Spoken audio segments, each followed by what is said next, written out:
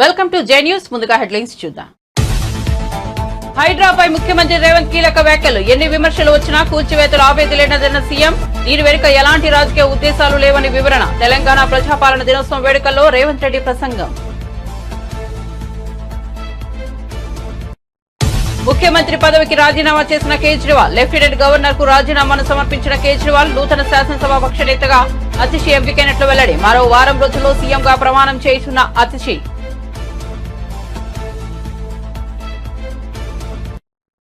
తిరుమలలో అపచారమంటూ ఓ video viral. అది తన కొడుకు పుట్టినరోజు వేడుకలను వెల్లడించిన మంత్రి. అది విజయవాడలో తీసిన వీడియో అని స్పష్టీకరణ.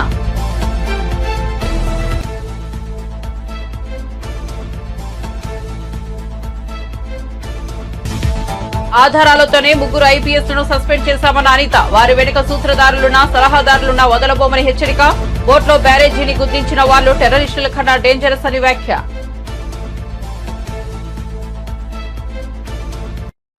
పది రోజుల్లోనే విజయవాడలో సాధారణ పరిస్థితి తీసుకొచ్చారన్న రామ్మోహన్ నాయుడు. చంద్రబాబు సీఎం కావడం ఏపీ ప్రజల అదృష్టమని వ్యాఖ్య. వైసీపీ నేతలు పద్ధతి మార్చుకోవాలని హితవు.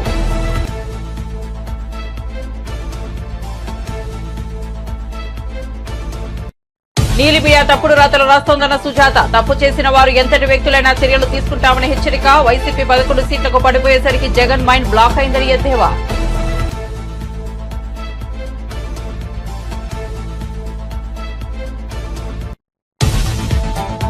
యోధుల పోరాటంతో నిజాం నిరంకుశ పాలన నుంచి విముక్తి కలిగిందన్న ఎంపీ. అమరవీరుల త్యాగాలను స్మరించుకోవడానికి కేంద్రం అధికారికంగా నిర్వహిస్తోందన్న ఈటెల. రాష్ట్ర వ్యాప్తంగా ప్రతి ఒక్కరూ జాతీయ జెండాను ఆవిష్కరించాలన్న ఈటెల. ఇక వార్త వివరాల్లోకి వెళ్తే, చెరువులు కుంటలలో అక్రమంగా నిర్మించిన భవనాలను కూర్చివేసే విషయంలో వెనక్కు తగ్గేదే లేదని తెలంగాణ ముఖ్యమంత్రి రేవంత్ రెడ్డి స్పష్టం చేశారు. హైడ్రాపై ఎన్ని విమర్శలు వచ్చినా ముందుకే వెళ్తామని వివరించారు. ప్రతిపక్ష నేతలు చేస్తున్న విమర్శలను ఆయన కొట్టిపారేశారు. హైడ్రా ఏర్పాటు కూల్చివేతల వెనుక ఎలాంటి రాజకీయ ఉద్దేశాలు తమకు లేవని తేల్చి చెప్పారు. ఈ మేరకు తెలంగాణ ప్రజాపాలన దినోత్సవ వేడుకల్లో ముఖ్యమంత్రి రేవంత్ రెడ్డి పాల్గొని ప్రసంగించారు. చెరువుల ఫుల్ ట్యాంక్ లెవెల్ బఫర్ జోన్లలో కట్టిన బిల్డింగులు ఎంత పెద్దవారైనా వదిలిపెట్టేది లేదని రేవంత్ రెడ్డి మరోమారు స్పష్టం చేశారు. ఈ విషయానికి సంబంధించి హైడ్రా ఇప్పటికే పలువురు అక్రమదారులకు బడాబాబులకు నోటీసులు ఇచ్చిందని గుర్తు చేశారు. హైడ్రా పనితీరుపై సంతృప్తి వ్యక్తం చేసిన సీఎం అధికారుల పనిలో తమ జోక్యం ఉండదని వివరించారు. ఇవ్వాలని నిర్ణయించాం.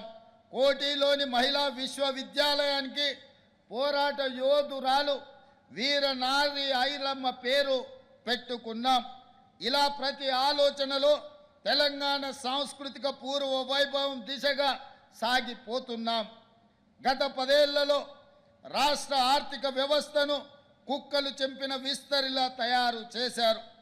7 లక్షల కోట్ల అప్పు, ప్రతి నెల 6,500 కోట్ల మేర అసలు వడ్డీ కలిపి బకాయిలు చెల్లించాల్సిన పరిస్థితుల్లో మేం బాధ్యతలు స్వీకరించాం. ప్రజలకు ఇచ్చిన మాట ప్రకారం 6 గ్యారెంటీలను అమలు చేయడం, ఆర్థిక వ్యవస్థను గాడిలో పెట్టడం ఒక సవాలుగా స్వీకరించాం. అప్పుల పునర్వ్యవస్థీకరణ ద్వారా పరిస్థితిని చక్కదిద్దేందుకు శాయశక్తులా ప్రయత్నిస్తున్నాం. ఆదాయ లీకేజీలు అరికట్టాం. కేంద్రం నుండి మన హక్కుగా రావాల్సిన ప్రతి పైసా తెచ్చుకోవడానికి గట్టి ప్రయత్నాలు చేస్తున్నాం. ఈ విషయంలో భేషజాలకు పోకుండా నేనే స్వయంగా పలుసార్లు ఢిల్లీకి వెళ్ళి ప్రధానమంత్రితో సహా కేంద్ర మంత్రులందరినీ కలిసి వినతి పత్రాలు ఇస్తున్నాను.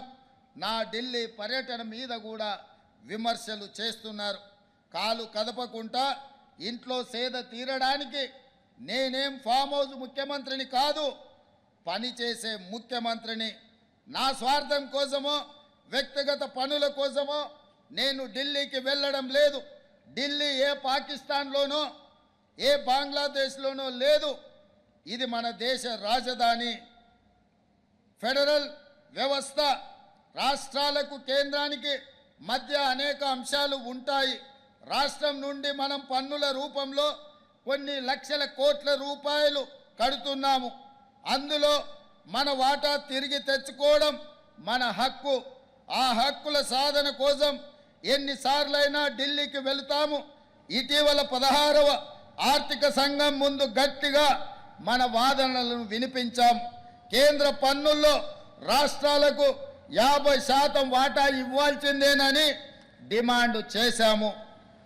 మన రాష్ట్రాన్ని ప్రపంచ వేదికపై ఫ్యూచర్ స్టేట్గా బ్రాండ్ చేస్తున్నాము. పెట్టుబడుల ఆకర్షణలో ఇదొక వ్యూహాత్మక ప్రయత్నం. ఇటీవల దేగరి కంచె వద్ద 4th సిటీకి శంకుస్థాపన చేసుకున్నాం. మూసీ సుందరీకరణ అన్నది హైదరాబాద్ రూపురేఖలను మార్చివేస్తుందనడంలో సందేహం లేదు. ఈ ప్రాజెక్టు కేవలం పర్యాటక ఆకర్షణ మాత్రమే కాదు, వేల మంది చిరు మధ్య తరగతి వ్యాపారులకు ఒక ఎకనామిక్ హబ్గా మారి దీన్ని మేము తీర్చిదిద్దబోతున్నాం. తెలంగాణలో యువ వికాసం కోసం ప్రజా ప్రభుత్వం ద్విముఖ వ్యూహంతో ముందుకు వెళుతుంది. ఒకవైపు గడిచిన 10 ఏళ్లుగా రాష్ట్రానికి పట్టిన మత్తును వదిలిస్తున్నాం. యువత భవితకు పెను సవాలుగా మారిన మాదక ద్రవ్యాల నియంత్రణ నిర్మూలన విషయంలో కఠినంగా వ్యవహరిస్తున్నాం. అదేవిధంగా ఈ విషయంలో టీనాబ్ను బలోపేతం చేశాం. మరోవైపు క్రీడలను ప్రోత్సహిస్తున్నాం. పారా ఒలింపిక్స్లో మరియు ఇతర అంతర్జాతీయ పోటీలలో పతకాలు సాధించిన తెలంగాణ బిడ్డలను ఘనంగా గౌరవించుకున్నాం. ఇటీవల ఇంటర్ కాంటినెంటల్ ఫుడ్ ఢిల్లీ ముఖ్యమంత్రి అరవింద్ కేజ్రీవాల్ తన పదవికి రాజీనామా చేశారు. కాబోయే ముఖ్యమంత్రి అతిషి ఇతర కేబినెట్ మంత్రులతో కలిసి ఢిల్లీ లెఫ్టినెంట్ గవర్నర్ కార్యాలయానికి చేరుకున్నారు. లెఫ్టినెంట్ గవర్నర్ వికే సక్సేనాకు ఆయన తన రాజీనామా పత్రాన్ని అందించారు. ఆమ్ ఆద్మీ పార్టీ నూతన సభాపక్ష నేతగా అతిషి ఎంపికైనట్లు తెలిపారు. మరో వారం రోజుల్లో ఢిల్లీ నూతన సీఎంగా అతిషి ప్రమాణ స్వీకారం చేయనున్నారు. ఢిల్లీ ప్రయోజనాల దృష్ట్యా జైల్లో ఉన్నప్పుడు రాజీనామా చేయవద్దని కేజ్రీవాల్ భావించారని, అందుకే ఆయన బయటకు వచ్చాక రాజీనామా చేస్తున్నట్లు ఆమ్ ఆద్మీ పార్టీ నేత ఢిల్లీ మంత్రి గోపాల్ రాయ్ వెల్లడించారు. జైలు నుంచి బయటకు వచ్చాక ఢిల్లీ ప్రజల ముందు తన నిజాయితీని నిరూపించుకోవాలనే ఉద్దేశంతో రాజీనామా చేసినట్లు తెలిపారు. కేజ్రీవాల్ ప్రజాకోర్టుకు వెళ్లాలని నిర్ణయించుకున్నారన్నారు. ప్రజలు అతనిని మరోసారి సీఎంగా ఎన్నుకునే వరకు ఆయన ఆ పదవిలో కొనసాగబోరన్నారు. ముంబై హీరోయిన్ జత్వానీ కేసులో పోలీసుల విచారణ కొనసాగుతోందని ఏపీ హోంమంత్రి అనిత చెప్పారు. సస్పెండ్ అయిన 3 ఐపీఎస్ అధికారుల కారణంగా ఎంతో మంది బలయ్యారని, విచారణలో వెలుగు చూసిన ఆధారాలతోనే వారిని సస్పెండ్ చేయడం జరిగిందని తెలిపారు. ఈ 3 ఐపీఎస్ల వెనుక ఎంత పెద్దవారు ఉన్నా ఉపేక్షించబోమని చెప్పారు. సూత్రధారులున్నా సలహాదారులు ఉన్నా వదిలే ప్రసక్తే లేదని స్పష్టం చేశారు. ప్రకాశం బ్యారేజ్ ను భారీ బోట్లు ఢీకొనడంపై అనిత కీలక వ్యాఖ్యలు చేశారు. ఒక్కో బోట్ బరువు 40 టన్నులు ఉంటుందని తొలుత అనుకున్నామని, కానీ 80 టన్నుల బరువు ఉన్నాయని చెప్పారు. ఆ బోట్లు వైసీపీ నేతల అనుచరులవేనని అన్నారు. 3 భారీ బోట్లను ఇరుపత్తాలతో కట్టేశారని చెప్పారు. బ్యారేజ్ని డ్యామేజ్ చేయాలను అన్న కాన్సెప్ట్ మీద వాళ్ళు పంపించడం చూస్తూ ఉంటే వీళ్ళని క్రిమినల్స్ అనుకోవాలా, నెటోరియస్ క్రిమినల్స్ అనుకోవాలో నాకు అర్థం కావట్లేదు. ఎందుకంటే ఎంతకు మించి పెద్ద పదం ఉండదేమో, నాకు తెలియదేమో మేబీ అంతకు మించి పెద్ద పదం. ఎందుకంటే చాలామంది టెర్రరిస్టులని, ఉగ్రవాదులు అలాంటి వాళ్ళని చాలామందిని చూస్తుంటాం. కానీ వీళ్ళు కేవలం పగబట్టి ఆంధ్రప్రదేశ్ ప్రజలకు ఏ రకంగా ఇబ్బంది కలగాలి, వాళ్ళ జీవితాలతో ఆడుకోవాలన్న ఉద్దేశంతో 14.4 లక్షల క్యూసెక్స్ ఉన్న వాటర్ లెవెల్లోనే ఆ పడవలు అలా వదిలేరంటే అది కూడా ఏంటంటే అన్ఎక్స్పెక్టెడ్గా జరిగింది అనుకోవడానికి కూడా లేదు. అది 3 పడవలకి కూడా యజమాని ఒకడే. ఆ ఒకటికి సంబంధించిన యజమాని 3 పడవలు లింకులు కట్టుకొని మరీ తీసుకొచ్చి వదిలేరంటే వీళ్ళ తాలూకా నైజం ఎలా ఉంటుందో ఒకసారి అందరూ కూడా ఆలోచన చేసుకోవాలి. ఈరోజు అందులోని కూడా వాళ్ళు ఆ పడవల్లోనే ఇసుకని యథేచ్ఛగా డ్రెజింగ్ చేసుకొని, ఇందాకే చెప్పారు గ్రీన్ ట్రిబ్యునల్ ప్రకారం ఎట్టి పరిస్థితుల్లో నదుల్లోని విత్ మెన్న తీయాలి తప్పించి ఒక మిషన్స్ ఉపయోగించే పరిస్థితి ఉండకూడదు. అందులో దగ్గర 10 లారీలు పట్టేటంత ఇసుకని తీసుకొచ్చుకోవచ్చు. అంటే వాళ్ళు ఏ రకంగా లాస్ట్ అంతా మాఫియాలు చేశారు. వాళ్ళ మాఫియాలకి అడ్డుగా ఈరోజు గవర్నమెంట్ ఎన్డీఏ గవర్నమెంట్ ఉంది కాబట్టి ఏదో రకంగా గవర్నమెంట్ని డ్యామేజ్ చేయాలనే ఉద్దేశంతో ఆ వరదల టైంలోని కూడా తీసుకొచ్చి బ్యారేజ్ని డ్యామేజ్ చేయడానికి ఎంతమంది ప్రాణాలు గాలిలో కలిసిపోయినా పర్వాలేదు, మేము తిరిగి అధికారంలోకి రావాలనే ఆకాంక్షతో వాళ్ళు చేసిన పనికి నిజంగా ప్రజలు ఎలాంటి బుద్ధి చెప్పాలో ప్రజలు నిర్ణయించుకోవాల్సిన అవసరం ఉంది. ఈరోజు నిజంగా చంద్రబాబు నాయుడు గారు కానీ అందరూ కూడా ఇక్కడ ఉన్న మంత్రి గారు కానీ అధికారులు అందరూ కూడా ఈరోజు పగలనక రాత్రనక కష్టపడి ముందు ఆ పడవలను కూడా అక్కడ నుంచి తీసే కార్యక్రమాన్ని కూడా శ్రీకారం చుడుతున్నారు. ఏదేమైనా అన్ని రకాలుగా సహాయ సహకారాలు గవర్నమెంట్ నుంచి తీసే ఉన్న మనుషులకి అందరికీ కూడా ఎక్కడైతే పనిచేస్తున్నారో వాళ్ళందరికీ కూడా టెక్నీషియన్స్ అందరికీ కూడా ఉంటుంది. యాజ్ ఎర్లీ యాజ్ పాసిబుల్ అది తీస్తాం. ఎవరైతే ఇలాంటివి పరిస్థితులకి ముందుకెళ్ళి ప్రజలను ఇబ్బంది పెట్టాలని చూస్తారో మాత్రం వాళ్ళ మీద మాత్రం కఠిన చర్యలు తీసుకుంటారు. లేదండి, ఆల్రెడీ విచారణ చాలా వేగవంతంగా జరుగుతుంది. చాలా ఇన్డెప్త్కి వెళ్తున్న విచారణలో కూడా. ఎందుకంటే అసలు చాలామంది నాకు చెప్పడం మర్చిపోయాను. మొన్న నేను ఎక్కడో ఒక యూట్యూబ్లోనే ఎక్కడో చూశాను. ఎవరో ఒక అతను చాలా టెక్నికల్గా మాట్లాడుతున్నానని చెప్పి మాట్లాడుతున్నాడు అనమాట. ఏ వాటర్ వస్తే కొట్టుకురావా, ఏ వాటర్ వస్తే 200 బోట్లు అక్కడ కట్టించున్నాయండి, ఈ 3 బోట్లు ఎందుకు కొట్టుకురావాలి? పోనీ 3 బోట్లు ఏమైనా లైట్ వెయిట్ ఇవేమైనా అంత బరువున్నవి కొట్టుకొని వస్తున్నాయంటే అక్కడ లంగర్ వేస్తున్నా లేకపోతే తాడులు పెట్టి కట్టినా ఎందుకు ఊడిపోతాయి అవి? అంటే వీళ్ళు ఇంటెన్షనల్గా చేసి మళ్ళీ తిరిగి మా మీద ఏదో బురద చల్లాలని చెప్పి ఏదో అనలిస్టులు అని చెప్పి కూర్చొని టీవీల మీద కూర్చొని మాట్లాడడం కాదండి. నేను ఏమంటానంటే అందరూ కూడా ఆలోచన చేసుకోండి.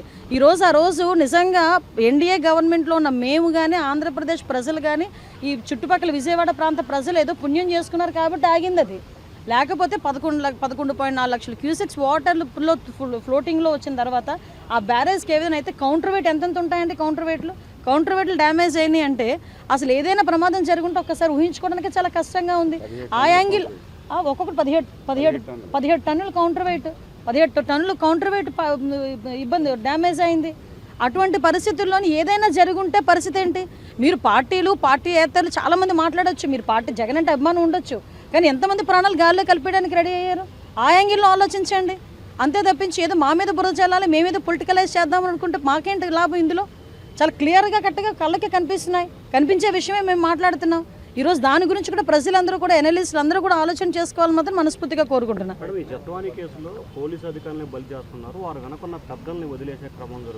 కాదండి, బలి చేయడం ఏంటండి? ఇందులో ఎవరైతే ఇన్వాల్వ్ అయ్యి ఉన్నారో వాళ్ళని ఈరోజు బలి చేయడం కాదు, అది న్యాయం చేయడం, అవతల అమ్మాయికి న్యాయం చేయడం. అది అంతకుమించి బలి చేయడం అన్న మాట ఉపయోగించుకుంది. బలైన వాళ్ళు చాలామంది ఉన్నారు లాస్ట్ గవర్నమెంట్లో.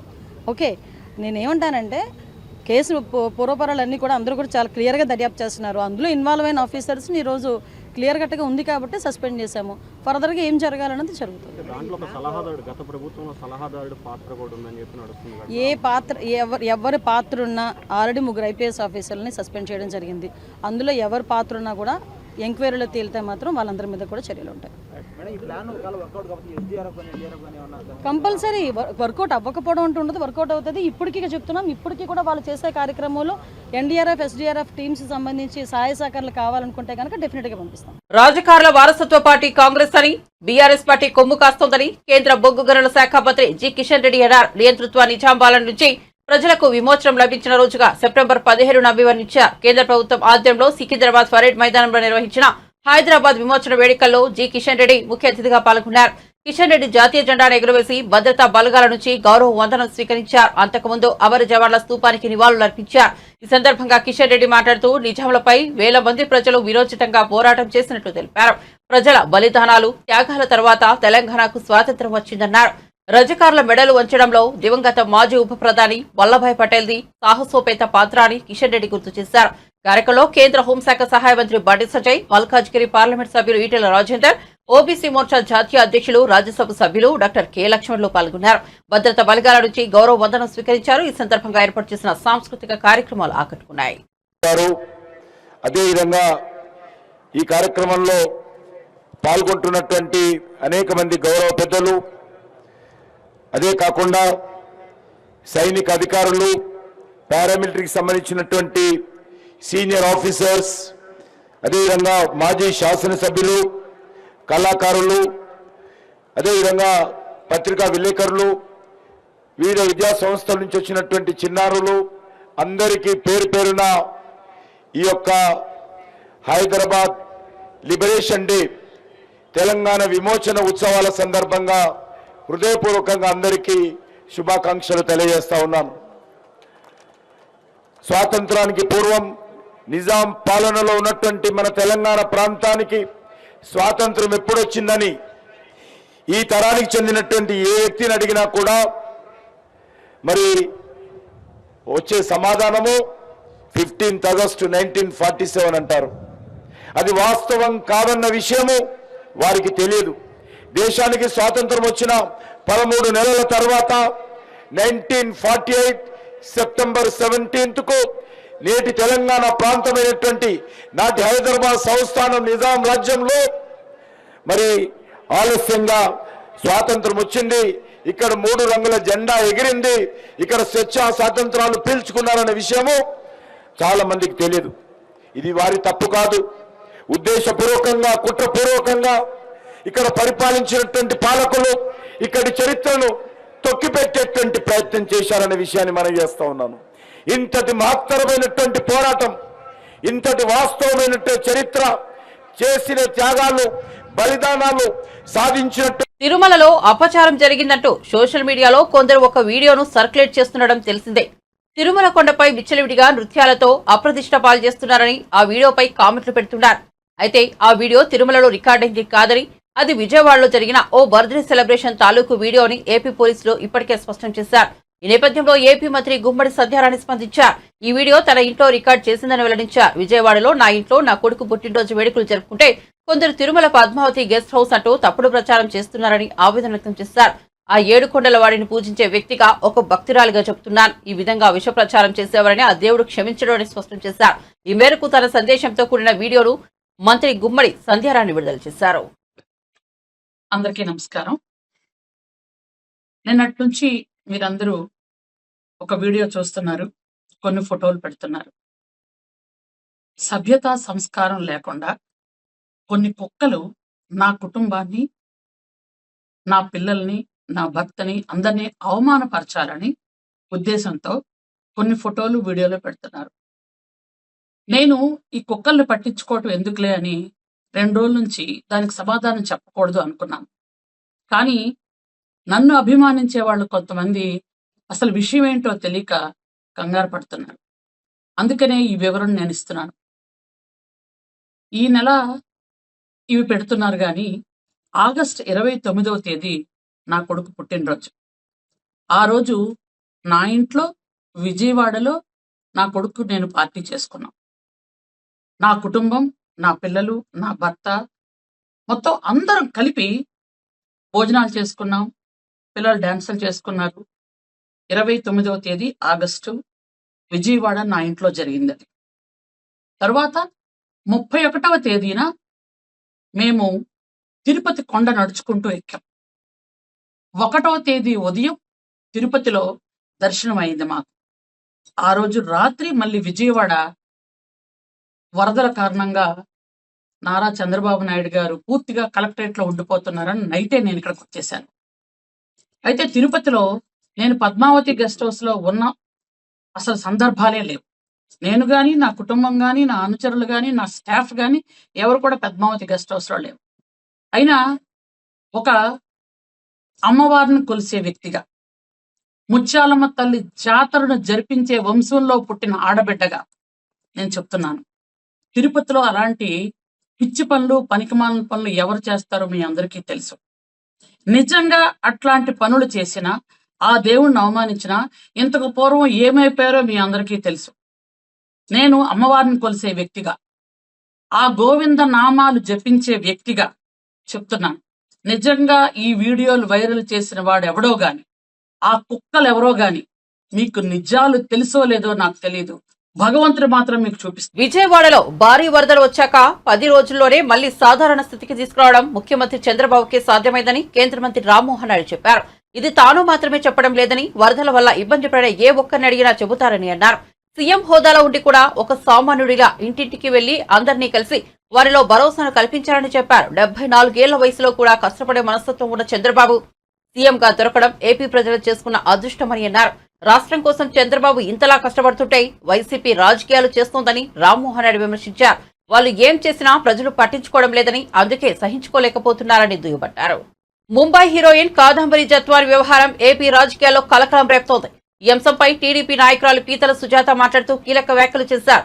జత్వాని కేసు భయంతో నీలి మీడియా తప్పుడు రాతలు రాస్తోందని విమర్శించారు. జగన్ స్క్రిప్టుతోనే జత్వానిపై కేసులు నమోదు చేశారని అన్నారు. జత్వానిపై పాటు ఆమె తల్లిదండ్రులను వైసీపీ నేతలు హింసించారని చెప్పారు. తప్పు చేసిన వారు ఎంతటి వ్యక్తులైనా చర్యలు తీసుకుంటామని అన్నారు. వైసీపీ ప్రభుత్వంలో చేసినటువంటి కూటమి ప్రభుత్వంలో కూడా చేస్తామంటే కుదరదని చెప్పారు. వైసీపీ 151 సీట్ల నుంచి 11 సీట్లకు పడిపోయేసరికి జగన్ మైండ్ బ్లాక్ అయిందని అన్నారు. చాలా దారుణంగా ఎవరైతే ఈ దోషులు ఉన్నారో ఆ దోషులని రక్షించేందుకు జగన్ రెడ్డి గారు వాళ్ళ యొక్క పత్రికలో తప్పుడు కథనాలు రాయటాన్ని తీవ్రంగా ఖండిస్తున్నాం.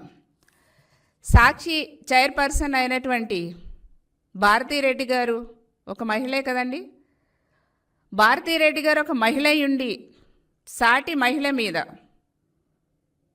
దారుణంగా వేధించబడినటువంటి ఒక మహిళ మీద, అన్యాయానికి గురైనటువంటి ఒక మహిళ మీద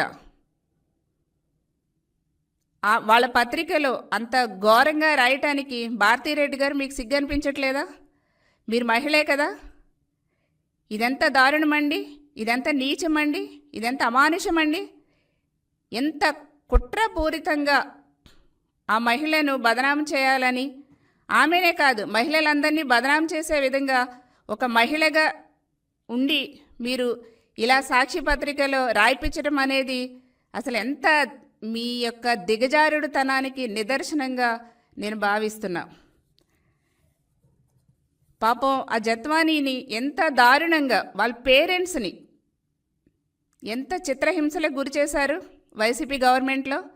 జత్వానీని ఎంతలా వేధించారు వైసీపీ గవర్నమెంట్లో. అసలు ఎంత దారుణంగా పోలీసు వ్యవస్థను చేతిలో పెట్టుకొని జగన్మోహన్ రెడ్డి గారు ఎంత దారుణంగా మహిళల్ని అన్యాయంగా ఆ కుటుంబాలు అవమానపడే రీతిలో ఎంత దారుణంగా అవమానించారు. ఈ రోజున చంద్రబాబు నాయుడు గారి ప్రభుత్వం వచ్చింది కాబట్టి ఈ రోజున వేధించబడినటువంటి మహిళలకి అందరికీ కూడా ధైర్యం వచ్చింది.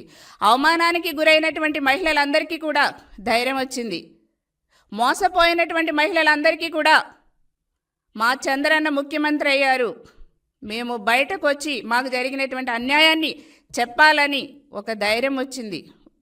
ఈ రోజున జత్వానీ కూడా అదే ధైర్యంతో వాళ్ళ తల్లిదండ్రులను తో సహా వచ్చి ఈ రోజున కేసు పెట్టడం జరిగింది. ప్రజలందరూ కూడా చూశారు ఎంత దారుణంగా తాడేపల్లి ప్యాలెస్ నుంచి జగన్మోహన్ రెడ్డి గారి యొక్క స్క్రిప్ట్తో, వాళ్ళ టీం వైసీపీ స్క్రిప్ట్తో జత్వానీ మీద అన్యాయంగా కేసులు పెట్టి ముంబై వెళ్ళి బలవంతంగా ఆమెను వేధించడమే కాకుండా ఆమెను తీసుకొచ్చి వాళ్ళ పేరెంట్స్ని తీసుకొచ్చి ఎంత చిత్రహింసలు గురి చేశారో. పాపం ఆ పెద్ద వయసులో ఉన్నటువంటి తల్లిదండ్రులు ఎంత మానసిక క్షోభకి గురి చేశారో. ఆ బాధలు అవన్నీ కూడా రికార్డ్ చేసి ఆమె చెప్తే నిజంగా ఎవరికైనా సరే మహిళా లోకం ఎంతగా రగిలిపోతున్నారంటే, ఇంత దారుణంగా వైసీపీ గవర్నమెంట్లో మహిళలపై ఇంత అన్యాయం జరిగిందా అనేసి ప్రజలందరూ కూడా ముక్కుపైన వేలు వేసుకునేటువంటి పరిస్థితి, అంతగా బాధపడుతున్నారు. ఎంత దుర్మార్గం అండి. ఈ రోజున చెల్లెలు ప్రశ్నించినందుకు సోషల్ మీడియాలో మొత్తం ఆ చెల్లెల్ని క్యారెక్టర్ అసాసినేషన్ చేసే విధంగా ఆమెను కూడా అల్లరిపాలు చేశారు. బాబాయిని చంపేసి ఆ కుటుంబాన్ని మళ్ళీ వాళ్ళ మీద నెగిటివ్గా సోషల్ మీడియాలో ఇష్టం వచ్చినట్టు పోస్టులు చేశారు. ఏంటి అసలు ఎక్కడ పోతుంది? కనీసం మనుషులు కదా, మానవత్వం అనిపించట్లేదా మీకు? మళ్ళా పైపై చేయమంటారు. జగన్మోహన్ రెడ్డి గారు దోషుల్ని కాపాడటానికి ఈ జత్వానీ కేసులో రెడ్ బుక్ రాజ్యాంగం నడుపుతున్నానంటారా? రెడ్ బుక్ రాజ్యాంగం నడుపుతున్నారు ఈ ప్రభుత్వం అనేసి మాట్లాడతారా జగన్మోహన్ రెడ్డి గారు? అసలు మీకు సిగ్గు అనిపిస్తుందండి మీకు? అసలు మీకు సిగ్గు అనేదే అనిపించట్లా. ఎవరు ప్రభుత్వంలో ఎలాంటి అరాచకాలు మహిళల మీద జరిగినాయి ఒక్కసారి మర్చిపోయారు అప్పుడే. 11 సీట్లు వచ్చేసరికి బులెటిన్ ముగించే ముందు హెడ్లైన్స్ మరోసారి చూద్దాం. హైడ్రాపై ముఖ్యమంత్రి రేవంత్ కీలక వ్యాఖ్యలు. ఎన్ని విమర్శలు వచ్చినా కూల్చివేతలు ఆపేది లేదన్న సీఎం. దీని వెనుక ఎలాంటి రాజకీయ ఉద్దేశాలు లేవని వివరణ. తెలంగాణ ప్రజాపాలన దినోత్సవం వేడుకల్లో రేవంత్ రెడ్డి ప్రసంగం. ముఖ్యమంత్రి పదవికి రాజీనామా చేసిన కేజ్రీవాల్. లెఫ్టినెంట్ గవర్నర్ కు రాజీనామాను సమర్పించిన కేజ్రీవాల్ నూతన శాసనసభాపక్ష నేతగా అతిషి ఎంపికైనట్లు వెల్లడి. మరో వారం రోజుల్లో సీఎంగా ప్రమాణం చేస్తున్న అతిషి.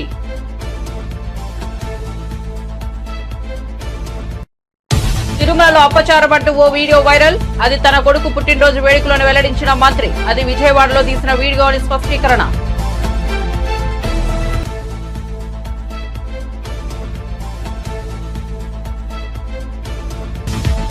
ఆధారాలతోనే 3 ఐపీఎస్లను సస్పెండ్ చేశామన్న అనిత. వారి వెనుక సూత్రధారులున్నా సలహాదారులున్నా వదలబోమని హెచ్చరిక.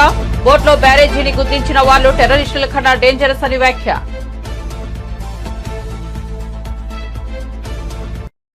10 రోజుల్లోనే విజయవాడలో సాధారణ పరిస్థితి తీసుకొచ్చారన్న రామ్మోహన్ నాయుడు. చంద్రబాబు సీఎం కావడం ఏపీ ప్రజల అదృష్టమని వ్యాఖ్య. వైసీపీ నేతలు పద్ధతి మార్చుకోవాలని హితవు.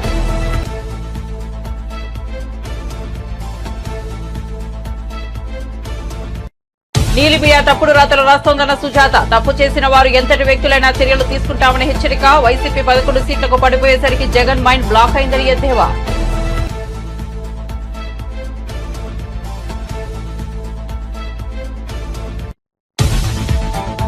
యోధుల పోరాటంతో నిజాం నిరంకుశ పాలన నుంచి విముక్తి కలిగిందన్న ఎంపీ. అమరవీరుల త్యాగాలను స్మరించుకోవడానికి కేంద్రం అధికారికంగా నిర్వహిస్తోందన్న ఈటెల. రాష్ట్ర వ్యాప్తంగా ప్రతి ఒక్కరూ జాతీయ జెండాను ఆవిష్కరించాలన్న ఈటెల. మరిన్ని అప్డేట్స్ కోసం చూస్తున్నామనండి జే న్యూస్.